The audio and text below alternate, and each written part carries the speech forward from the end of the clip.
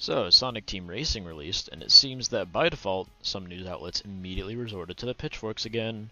Today I'm specifically talking about Gamesradar and the review of how Sonic Team Racing is miles behind other kart racing games. I'm going to go ahead and add a link in the description to this article in question. So let's take it from the top, shall we? So the first point they make is that for the last 20 years, Mario Kart has become the dominant force in the kart racing genre. And honestly, I'm not going to disagree with that. When you go over to a party at a friend's house and they break out Mario Kart and say, hey, want to play Mario Kart? It's a little bit more, I don't know, socially acceptable than if someone says, hey, want to play Sonic Team Racing? I get it. Sonic has this stigma around it. But let's just ignore that for a moment, shall we? So the article starts off with two very polarized standpoints here. It says, so, Sonic Team Racing falls short in almost every single way. And also, it goes on to say that like it or not, and I quote, Mario Kart 8 Deluxe is the standard for kart racing today, and Team Sonic Racing can't compare. This review did more slamming of Sonic Team Racing in favor of Mario Kart 8 Deluxe than it did actually reviewing the game.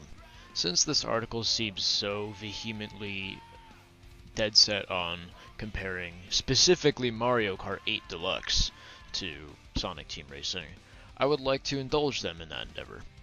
So the first point here is that the driving is stiff and clunky. Now I don't know about you guys, but I've been holding a drift for nearly half of the lap in some cases if you've been watching the video so far. And on top of that, you can actually drift in one direction, build up boost, and then drift in another direction without needing to kill your boost. So you can just continue building up your boost. Unlike in Mario Kart, where whenever you start drifting in one direction and you decide to start drifting in another direction, you have to expend your boost first before you're allowed to do that. You don't have to in Sonic Team Racing, and that's actually been a staple of the Sonic racing games, kart racing games specifically, for a long time now. So the next point stems from the items being uninvolved and boring. Now, let me tell you, if you've played Sonic Team Racing and Mario Kart 8 Deluxe, you know that most of these items here in Sonic Team Racing here, have the exact same functionality as they do in Mario Kart 8 Deluxe. So, if he wants to go on and say, you know, that these are uninvolved and boring, I wonder if this guy here, Aaron Garst, said the same thing about Mario Kart 8 Deluxe. I don't think he did. Now, some people might see that as a bad thing, that these items have the same functionality, but they're done better. For example, in Mario Kart 8 Deluxe with the blue shells, there are no blue shells in this game.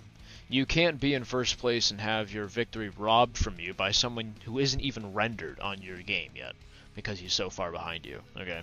So, your success is still in your hands. So let's take the red shell for example. In Mario Kart, the red shell will follow you to the ends of the earth until you have an item that can deal with it. In Sonic Team Racing here, the eagle, which is the equivalent of the red shell, will follow you but only for a short distance. So if you are faster than it, you can survive. If you are a speed character, you have a radius around you that can outright block it. Because whenever you have a speed boost as a speed character, you get this little radius that will block incoming projectiles. And there's also a wisp that can get rid of it. There's all kinds of things that can get rid of that. You have plenty of ways to defend yourself, and it also gives you plenty of warning as well. Additionally, if you get hit in Mario Kart, you can go from first to last instantly and not be able to make up for it. You guys have probably noticed if you're watching, I imagine you are, the gameplay here. If an enemy hits you with an item, or you just get slowed for some reason, if an ally walks by you, if they happen to just drive even nearby, it will boost you up to their speed and instantly get you back into the action. So even if you do get hit with an item, it's not so punishing that you can't recover.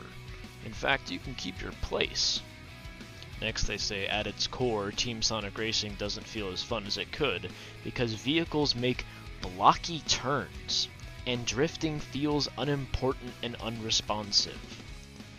I'm not even gonna waste any more time on this video on points like this, because points like this prove to me that this person simply did not play the game.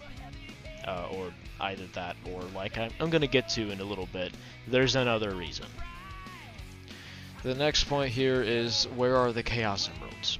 Implying that, you know, the Chaos Emeralds aren't in the game, and I'm assuming therefore also mentioning how you can't use Supersonic in the game. I don't understand why this is a problem for a kart racing game. And even if they did add a Super Silver, Super Sonic, and Super Shadow, I don't understand why this would... I don't understand what that would add to the game. If they add it later, I mean, cool, but I don't feel like... And I especially feel like most fans of Sonic kart racing games feel like it needs to be in the game. I don't understand why this is a problem. Now, if you were talking about Sonic Forces, which was a self-inclined, story-driven game, I feel like it may have been more valid, but it's a kart racing game. The article keeps alluding to the point that nothing about what they're saying in the article would save Sonic Team Racing, as if it were in some kind of dire state. Because, and I quote, there is a lack of driving experience. There's nothing in this game about the kart racing, the actual like core driving, that doesn't feel good. I don't understand where this is coming from, and I'll tell you where it's coming from at the end of the video here. So let's just wrap it up in a bow here. Pros: unique team mechanics that make it fun to coordinate with other players, and on the other side, it says cons: overly complicated. Make up your mind. I like some of these comments here about that last thing, about how it's overly complicated. And people are saying, this review is stupid and wrong. Team Sonic Racing is not complicated in any means unless you're a beginner player who just got kart racers. Yeah. There are plenty of comments here I could read, but I feel like this last one is just going to put the icing on the cake. The quality of this review is miles below other reviews and seems overly reaching. I just found that funny. So I told you that I knew why this person was making all these claims.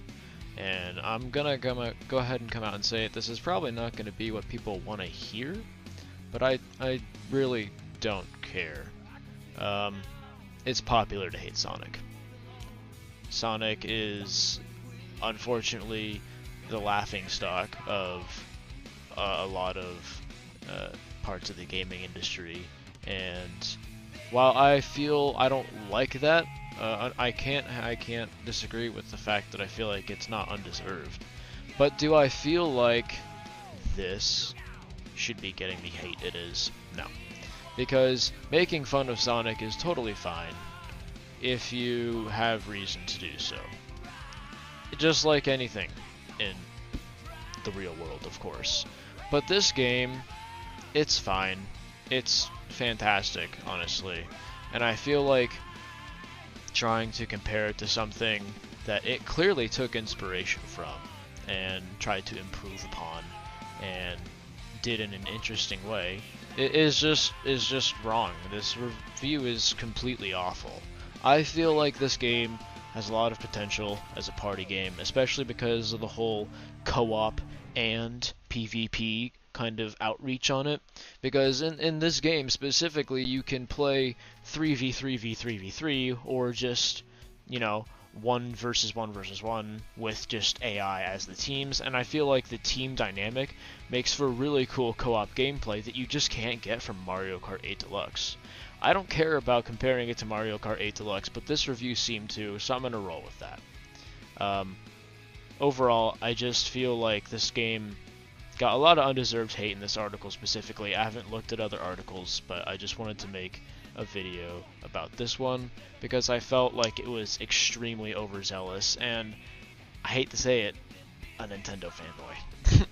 So, anyways, thank you guys for stopping by, and I'll see you guys later.